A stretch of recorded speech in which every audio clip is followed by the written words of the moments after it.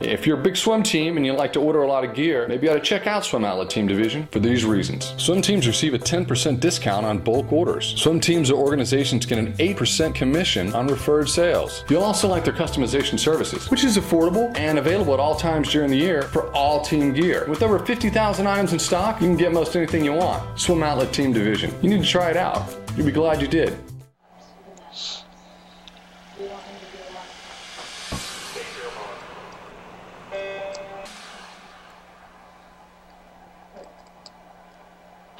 This is the Morning Swim Show for Thursday, April 18th, 2013. I'm your host, Jeff Cummings. Joao De Lucca joins us today in the Finis Monitor. The junior from the University of Louisville won the 200 freestyle at the men's NCAA championships with the third fastest time in history and was third in the 100 freestyle. Now he's getting ready for the summer season, which could include a trip to the World Championships for Barcelona. Joao joins us now from Louisville. Hey Joao, how are you? I'm doing good. How are you doing? How are you doing, Jeff? I'm doing great. I gotta imagine. I have to imagine things are more than good for you. I mean, you just won a national title. The men's basketball team won a national title. The women were second. What has life been like for you in Louisville these past couple of weeks? Being a Louisville Cardinal, it's such a great thing for me. However, since I came here, the university was not this big as it is today, and obviously, winning the national title was phenomenal for me. It was such an amazing thing in my swimming career. And a couple of days after, the basketball team won, and the city just went crazy, and people were partying in the middle of the street. And I obviously went there to party with everyone else. And I don't know, for some moment, it was just like, I just stepped on, people carry me on their shoulders. Just like national champ. So at some point, I thought the party was for me. It was awesome. Well, they should have. They should have had a separate party for you, but I know they had a big rally for the basketball teams, and you were included with that. What was the reception like when they announced your name as NCAA champion? I think most people who were there they didn't even know that I won the national champion. But so yeah, it was awesome. Everyone was. The Yum Center was super crowded, and everyone was just celebrating with me. It was real nice. Any perks so far with being a national champion? Maybe your professors give you a little bit of a leeway with your classes or anything? Oh yeah, they all as soon as I walked in class, they all announced me as national champ for the whole class. And I mean, they know the swimming is a really hard sport. It requires so much time of practicing and everything. So they just sometimes when I miss class because I'm traveling, they understand, and they don't give me a absent because I'm not there for when I'm competing. Well, that's good. I remember in my college experience, not every professor was very understanding of that. So it's good that you have professors like that. Yeah. What does it mean for you to be Louisville's second national swimming champion in 2 years? Means a lot for me, and also I think it means a lot for each program because Arthur Albiero is doing such a, not just him, but the whole coaching staff are doing a phenomenal job. That, as I say, once I came here, I mean the school wasn't that big in swimming, and in 2 years, last year we got 9th in NCAA. This year we only 7 people. We got 11th, which was really good. So I'm pretty confident that years from now we're going to do better and better. And take me through this past season and what you think was the key for you, whether in training or whether during the in-season meets that helped you get that national title. I think one thing I did really well was to get all my cuts at the U.S. Open, so I could focus. I didn't have to taper for my conference. I could literally just pass through it and taper for NCs. I think that was the key point. And then at that meet in Austin, you raced Ricky Behrens and Ryan Lochte. Was that kind of a test meet for you to see how you wanted to experiment with your pacing for that 200 free? Yeah, it was also for that, but another great thing for me was that I was racing the best best guys in the world, and which could bring me more confidence to swim against people again in NC, which is still really good. But I mean, come on, Ryan Lochte is the best, So racing against him and beating him was awesome. It gave me a lot of confidence to race at NCs. Now, in that 200 free final in NCAA's, did you ever sense that you were under Simon Burnett's U.S. Open record for the first 150 yards?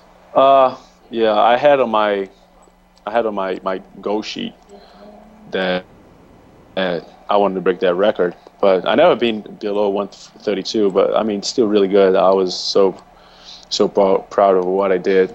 I have nothing to complain. I still have one more year, and definitely next year I will try to break that record.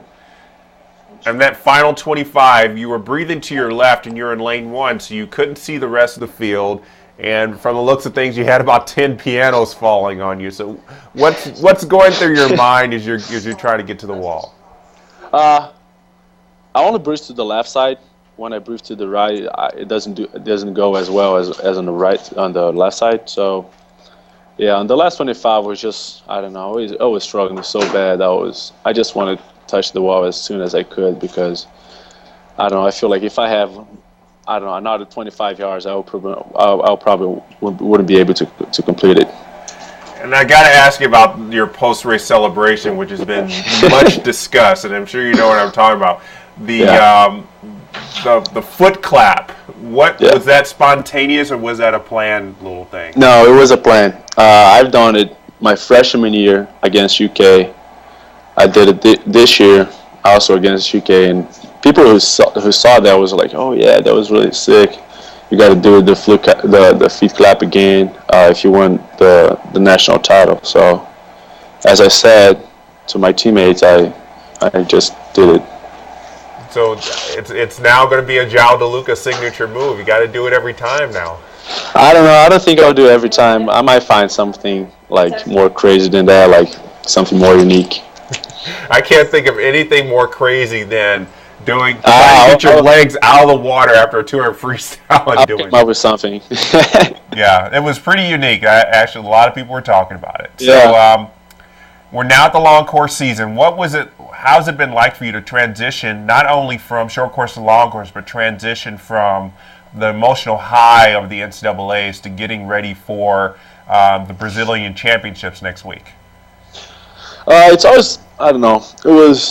I always swim better in long course, but now the fact that I'm a lot better in my turns and start, which was the key to be successful in short course. I don't know. I'm kind of like curious how it's going to be my national championship in Brazil. I've been training a long course in the morning and in the afternoon short course. I don't know, but I'm kind of curious to see how is that going to go. And what events will you be swimming next week? I'm swimming on the very first day, the 200 free. I think on Wednesday is a 50 free, and on Saturday is a 100 free.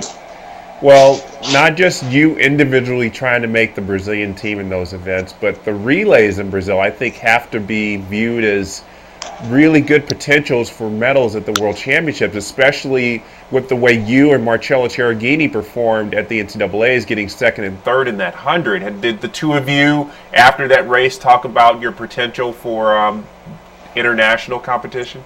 Yeah, I mean, we're definitely going to come up with a really 400 relay. As I said, Marcello is doing a really good job this year.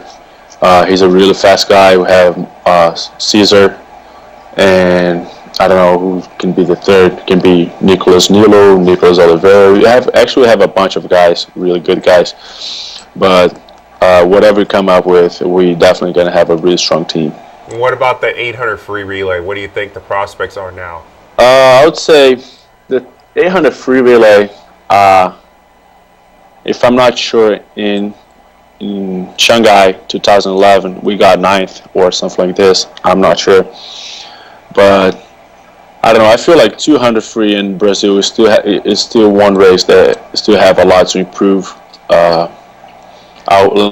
year I was the fastest, and I still think that I can improve a lot more. And I don't know. There's a couple of guys that swims pretty well. There's a lot of young kids that's doing really well. How often do you get back to Brazil? I would say, I don't know, 2 to 3 times a year, and normally I spend the whole summer back at home. And this summer, you think you're going to stay there, or are you going to come back to Louisville? I think I'm going to stay. I think I'm going to stay back in Brazil. Well, I think it's probably good to be around your family for a few months, kind of refresh it a little bit. Oh yeah, definitely. It's going to be awesome. I'm really excited to go home, see my family and friends. And when you go back there, will you have some pretty good people to train with? I will have a really, really good coach to train with.